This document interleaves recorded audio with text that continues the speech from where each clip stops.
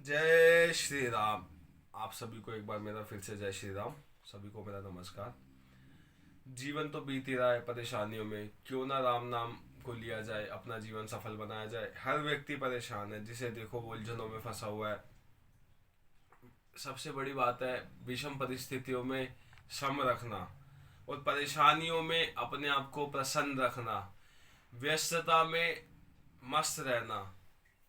जो व्यक्ति विषम परिस्थितियों में परेशान होकर भी अपने आप को व्यस्त रखने के बाद भी मस्त रखता है, वही राम का भक्त है। वही जीवन में आगे बढ़ पाता है और अपनी परेशानियों को अपने ऊपर हैवी हावी नहीं होने देता, अपने ऊपर वजन नहीं लेता, जीवन को बहुत अच्छे से जीता है और अपना जीवन बहुत अच्छे से खुशी से बिताता है।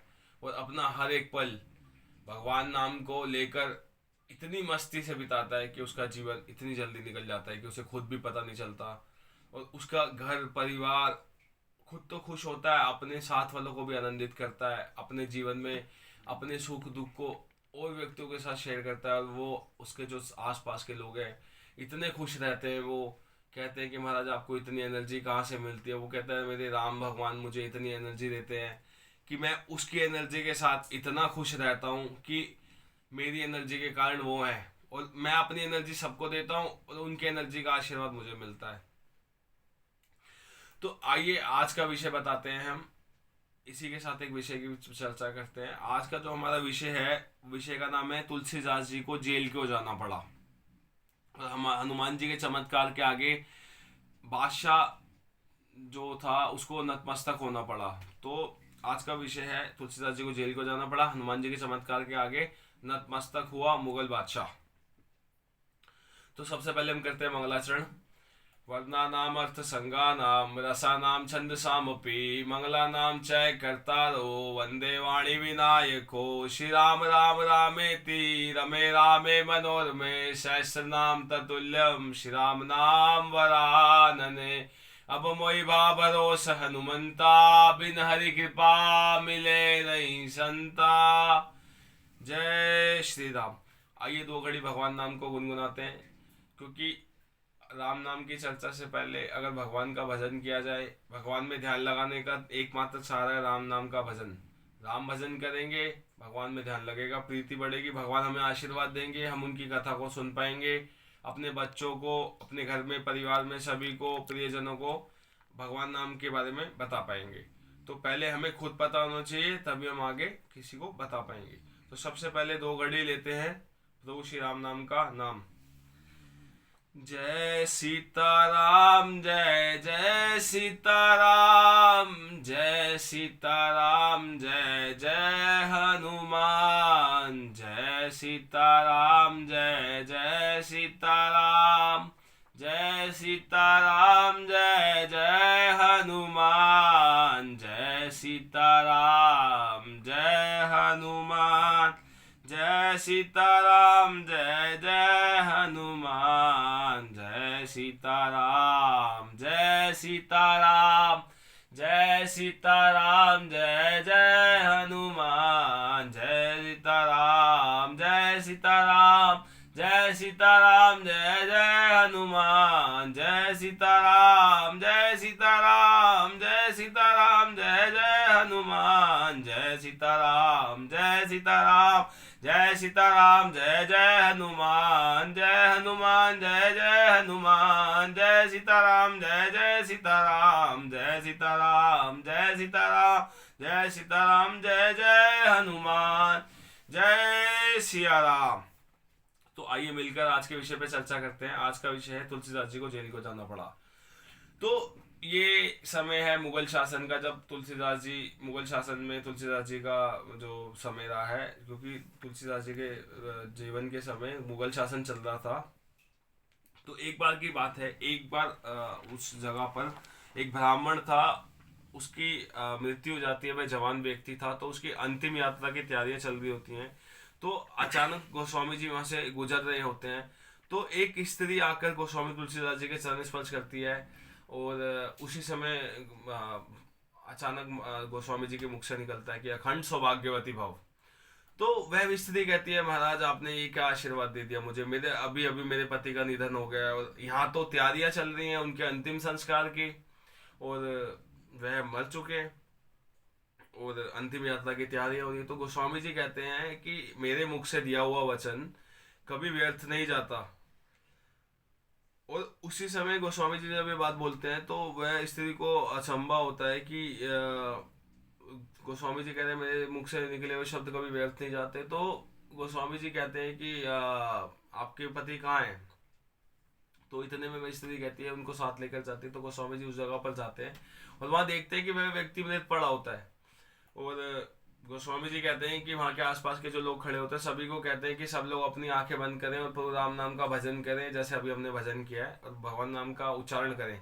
सबको कहते हैं राम मंत्र को जपो। सब लोग आंखें बंद करते हैं और 2 घड़ी भगवान नाम का भजन करते हैं, जैसे अभी हमने किया। तो भजन करने के बाद क्या होता है कि वो जो मृत व्यक्ति होता है वो एकदम जीवित हो जाता है। तो जीवित होके खड़ा हो जाता है और वो सभा के सभी लोग एकदम देखते रह जाते हैं उस दृश्य को कि एकदम क्या हुआ। तो ऐसे लगता है कि जैसे मानो जब वो व्यक्ति आता है, एकदम जवान व्यक्ति खड़ा होके, जो ब्राह्मण होता है, तो वो वहां जब वो खड़ा होके उठ के आता है, ऐसे लगता है कि जैसे वह सोकर उठा हो, कि जैसे व्यक्ति सोता है, शयन करता है, एकदम खड़ा हो जाता है और वो मृत शैया के ऊपर से खड़ा हो जाता है। तो यह बात सब लोग देखते हैं कि इतना बड़ा चमत्कार कैसे हो गया। तो उसी समय ये बात धीरे धीरे सभी में फैलने लगती है। तो वहां पे 2 लोग वो भी खड़े होते हैं जो मतलब मुगल बादशाह के मतलब राज्य के मंत्री होते हैं। एक उनके वित्त मंत्री होते हैं टोडरमल, एक उनके दरबारी होते हैं। दरबारी का नाम होता है खाना रहीम खान खाना। तो वो रहीम है, बहुत बड़े भक्त हैं भगवान के, उनका भी नाम है, उन्होंने भी कई पद लिखे हैं, उनका भी काफी नाम हुआ है। तो वह दोनों लोग जाके धीरे धीरे जब सभी में बात फैलती है तो वो दोनों लोग जाकर बादशाह को कहते हैं, बादशाह आज हमने देखा तुलसीदास जी ने किसी एक मृत ब्राह्मण को जीवित कर दिया और ये बहुत चमत्कार हुआ, वह मर चुका था और वो तुलसीदास जी के आशीर्वाद से खड़ा हो गया। तो बादशाह के मुगल बादशाह के मन में आता है अकबर के, वो कहता है कि ये कैसे हो गया।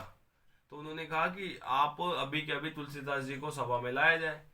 तो वह दोनों जाकर कहते हैं तुलसीदास जी को, आपको राजा अकबर ने बुलाया है, आपको आना होगा दरबार में। तो तुलसीदास जी कहते हैं मेरा वहां पर क्या काम, मैं वहां पर नहीं जाना चाहता। वो किसी कार्य में व्यस्त होंगे। उन्होंने नम्रतापूर्वक विनम्र भाव से कहा कि मैं नहीं आ सकता और मुझे कुछ कार्य है। तो वह दरबारी दरबार में जाके उस बात को किसी अन्य ढंग से कहते हैं, प्रस्तुत करते हैं, कहते हैं तुलसीदास जी तो आना नहीं चाहते, उन्होंने मना कर दिया।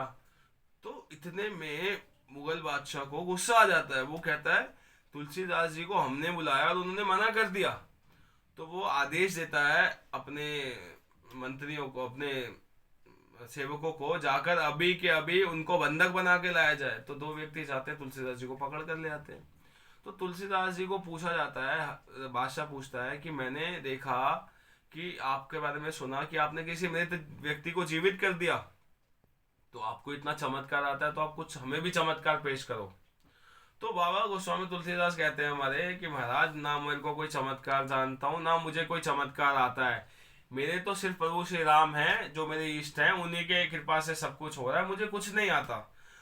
तो वो कहता है अच्छा, अब तुम्हें कोई चमत्कार नहीं आता, अभी तक तो तुमने किसी व्यक्ति को जीवित कर दिया, अब तुम कह रहे हो कोई चमत्कार नहीं आता। वो कहते हैं जो भी है मेरे प्रभु श्री राम कर रहे हैं, उन्हीं की कृपा से होता है, मैंने कुछ नहीं किया।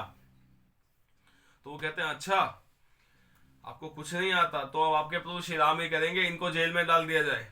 तो गोस्वामी जी मन में सोचते हैं ना मैंने कोई गलती की, ना मेरा कोई दोष, ना मैंने कोई किसी को गलत कहा, ये मुझे अन्यथा बिना किसी कारण के जेल में डाल रहे हैं। तो गोस्वामी जी जेल में चले जाते हैं और वहां जाकर वो सोचते हैं कि जैसी प्रभु राम की मर्जी, इसमें भी प्रभु ने कुछ अच्छा सोचा होगा। तो जब वे जेल में जाते हैं तो वो भगवान का भजन करते हैं, कहते हैं कि अब जेल में तो आ ही गए हैं तो क्यों ना भगवान का भजन किया जाए। तो वहां पर वो प्रभु श्री राम नाम का भजन करते हैं और 40 दिन का एक अनुष्ठान रखते हैं। और उस अनुष्ठान में वह 40 दिन तक पूजा करते हैं और वह धीरे धीरे क्रमांक के साथ गोस्वामी जी हनुमान जी की भक्ति भी करते हैं, भजन करते हैं उनका, और राम जी का भजन करते हैं। और वो 40 दिन अनुष्ठान में हनुमान चालीसा लिख देते हैं। तो जब अनुष्ठान जिस दिन संपन्न होता है 40वें दिन, तो उस दिन गोस्वामी जी अनुष्ठान पूरा कर चुके होते हैं। उसी समय एक घटना घटती है कि जब ये जो अकबर का जो समय था वह था फतेहपुर सीकरी में। तो फतेहपुर सीकरी में ये वहाँ का मुगल दरबार था, और उस किले के अंदर जिसमें अकबर रहता था, और वहीं गोस्वामी जी को जेल में रखा गया था। तो उसी समय देखते ही देखते जो पूरा राज्य था वो पूरा एकदम बंदरों की सेना से पूरा भर जाता है, और उसी क्षण ना जाने कितने अनगिनत अनगिनत बंदर वहां आकर एकदम उपस्थित हो जाते हैं, और वहां सारे के सारे पूरे किले को घेर लेते हैं। पूरी राज्यसभा, पूरा राज दरबार, पूरा का पूरा वहां का स्थान बंदरों से वानरों से घिर जाता है। और वहां के लोग जो वहां के स्थानीय निवासी हैं, वहां जो रहने वाले लोग हैं, वो बहुत परेशान हो जाते हैं। तो इतने में क्या होता है कि वहां के जो मंत्री होते हैं, वो सब जो पहरेदार होते हैं, वो राजा को आकर बताते हैं, महाराज पूरा किला तो बंदरों ने घेर लिया, कहीं से कहीं तक निकलने की कोई जगह नहीं है। तो मंत्री अपने आप को असहाय पाता है, और वो देखता है कि ये अचानक क्या हो गया। तो जो बंदर है वो सब कुछ नष्ट करने लगते हैं, वो सब कुछ इधर से उधर फेंक देते हैं, वो सब कुछ ध्वंस करने लगते हैं। तो राजा अपने आप को जान बचाने के लिए कोई सामान ढूंढता है, डंडा तलवार कुछ हाथ में उसको नहीं आता। वो क्या करता है, अपने आप को एक बंद कमरे में ले जाके बंद कर देता है, जिसके खिड़की दरवाजे सब बंद कर देता है, और अपने आप को बचाने की कोशिश करता है। उसी समय क्या होता है कि वह वहां पर एक उनके हाफिज आते हैं। हाफिज मतलब होता है जैसे हमारे यहाँ पंडित होते हैं, जो ब्राह्मण होते हैं, जो पूजा करवाते हैं, वैसे इस्लाम धर्म में, मुसलमानों के धर्म में, मुस्लिम धर्म में हाफिज होते हैं। हाफिज मतलब जो कुरान की शिक्षा देते हैं। तो उनके सबसे वृद्ध हाफिज उनके पास आके खड़े होते हैं, और वो कहते हैं कि राजा साहब, अकबर जी को बुलाते हैं, कहते हैं कि हमारे को जो लगता है कि आपने किसी संत का अपमान किया है, और किसी संत के साथ आपने कुछ गलत किया है। तो ये उसी का परिणाम लग रहा है मुझे, आपने किसी के साथ कुछ गलत दुष्ट परिणाम किया है। उसी समय अकबर को याद आता है कि मैंने तो गोस्वामी तुलसीदास जी को जेल में डाला हुआ है बिना किसी कारण के। तो वो हाफिज कहते हैं कि यही आपकी गलती है। तो उसी समय राजा अकबर हुक्म सुनाते हैं कि उनको मुक्त किया जाए, गोस्वामी तुलसीदास जी को जेल से बाहर निकाला जाए, अभी के अभी उन्हें बाहर निकाला जाए, छोड़ दिया जाए। तो जैसे ही तुलसीदास बाबा उनके सामने प्रकट होते हैं अकबर के सामने, तो उनकी सामने जब उनकी भेंट होती है तो उनको बुलाया जाता है। तो वो सामने आके खड़े होते हैं। तो जैसे ही वे खड़े होते हैं तो वह अकबर उनके चरणों में गिर जाता है, उनसे क्षमा मांगता है, कहता है महाराज मुझे माफ कर दो, मैं आपका चमत्कार देख लिया, मैं बहुत गलती हो गई मुझसे, मैंने आपको जेल में डाल दिया, आपकी तो कोई गलती ही नहीं है, गलती मेरी है, मैंने आपको बिना किसी कारण के, आपकी तो कोई गलती भी नहीं है, मैं तो आपको बस चमत्कार देखना चाहता था। तो गोस्वामी जी कहते हैं मैंने आपको पहले भी कहा है, मैं अब भी कहता हूँ, ये मेरे प्रभु श्री राम की कृपा है, मैं तो उनका एक छोटा सा दास हूँ, मैं तो उनके नाम का भजन करता हूँ, वही मेरे इष्ट है, सारा कार्य उन्हीं की कृपा से हो रहा है। ये मैंने आपको उस दिन भी बताया था, आज भी कह रहा हूँ, मैं तो सिर्फ राम की भक्ति करता हूँ, मुझे कुछ नहीं पता इसके अलावा। तो उसी क्षण क्या होता है कि वो वह कहता है बाबा ये तो पूरे बाबा से वो कहता है अकबर की गोस्वामी जी से कि गोस्वामी जी ये तो पूरा हमारा जो किला है ये तो बंदरों ने घेर लिया है। तो गोस्वामी जी देखते हैं कि साथ वानर ही वानर होते हैं जब वो जेल से बाहर आते हैं। तो वो क्या करते हैं, ऐसे करके एक बार हाथ जोड़ते हैं ऊपर और एक बार भगवान से एक बार प्रार्थना करते हैं, और उसी क्षण बस गोस्वामी जी हाथ उठाते हैं, उसी क्षण सारे के सारे बंदर वहां से उसी तत्क्षण खाली करके उस नगरी को, उस स्थान को छोड़कर चले जाते हैं। और उस समय राजा अकबर हैरान होता है कि गोस्वामी जी को जैसे मैंने बंधन से बंदी से मुक्त किया, सारे के सारे वानर चले गए, तो ये तो बहुत बड़ी कृपा है। तो वो महाराज उस समय वो उनके चरणों में गिरकर दोबारा कहता है महाराज मेरे को क्षमा हो गया, आपकी कोई अपराध नहीं है, अपराध मेरा है। तो गोस्वामी जी उसी क्षण उसे आदेश देते हैं कि उस ये आप यहाँ की नगरी फतेहपुर सीकरी को छोड़कर चले जाइए, और इस स्थान से आपको जाना होगा, ये हमारा आदेश है। तो उसी समय वहां पर राजा अकबर कहता है ठीक है महाराज, मैं इस स्थान को छोड़कर चला जाता हूँ। और वो उसी समय वहाँ उस स्थान को छोड़कर दिल्ली में जाकर दोबारा से अपने स्थान को अपने राज्य को स्थापित करता है और वहाँ नगरी बसाता है। और उसी समय वह एक फरमान जारी करता है कि गोस्वामी जी को कहता है कि अब से फतेहपुर सीकरी में कोई भी राम भक्त और हनुमान जी की भक्ति करेगा उसको कोई भी व्यक्ति परेशान नहीं करेगा। और ये मेरे मुगल शासन में वो कहता है मेरे अकबर का आदेश है, कोई भी राम भक्ति और भजन करे और हनुमान जी की सेवा करे, उसको कोई किसी भी बलपूर्वक कोई परेशान नहीं कर सकता। और उसी समय से वह स्थान छोड़कर चला जाता है और वो गोस्वामी तुलसीदास वहाँ से चले जाते हैं। और जो गोस्वामी तुलसीदास जी को वो आशीर्वाद लेकर उस स्थान को छोड़ता है। और यह भगवान की भक्ति है, यही भगवान का आशीर्वाद है। जो भगवान की भक्ति करता है, भगवान उसको किसी न किसी रूप में दर्शन देने आते हैं और बचाते हैं। तो जिसका भगवान पर विश्वास है, उसको सदा उसका जीवन सफल है, उसका जीवन में सदा बेड़ा पार है। वह हमेशा भगवान के भक्ति करता है, भगवान उसको हमेशा अपने हृदय के साथ लगा के रखते हैं, उसके हर कार्य सफल होते हैं। वह कभी किसी कार्य में बाधा में, किसी विपदा में, आपदा में कभी नहीं फंसता। वह राम खुद नहीं आते तो अपने किसी रूप में आते हैं। तो हनुमान जी की भक्ति करनी चाहिए। हनुमान जी ने अपने पूरी वानर सेना को उस समय भेजा, और राम भगवान की कृपा गोस्वामी जी के ऊपर तो वैसे है ही, वो तो राम भगवान के शुद्ध भक्त हैं, उनके हृदय में निवास करते हैं। उन्हीं के माध्यम से हम कुछ राम भगवान की भक्ति कर पाते हैं और आपको कुछ बातें बता पाते हैं। तो गोस्वामी तुलसीदास जी जब बंधन से मुक्त होते हैं तो वह राम जी की कृपा है और हनुमान जी की कृपा है, और उन्होंने इसी जेल में रहने के वजह से हनुमान जी के हनुमान चालीसा की रचना कर डाली, और उसमें ऐसी ऐसी चौपाइयाँ लिख डाली जो आज भी हम पढ़ते हैं। और हर एक चौपाई का अगर हम अर्थ करें तो हम उस अर्थ को समझने में बहुत समय लगा देते हैं, क्योंकि इसका बहुत गहरा मतलब है और इसमें इतना कुछ बताया गया है जिसका मैं वर्णन भी नहीं कर सकता। तो हमें अपने बच्चों को, अपने परिवार में सभी लोगों को मिलकर हनुमान चालीसा पढ़ना चाहिए, राम भगवान की भक्ति को ग्रहण करना चाहिए, रामचरितमानस पढ़ना चाहिए, जितना समय मिले उतना ज़्यादा से ज़्यादा भजन करना चाहिए।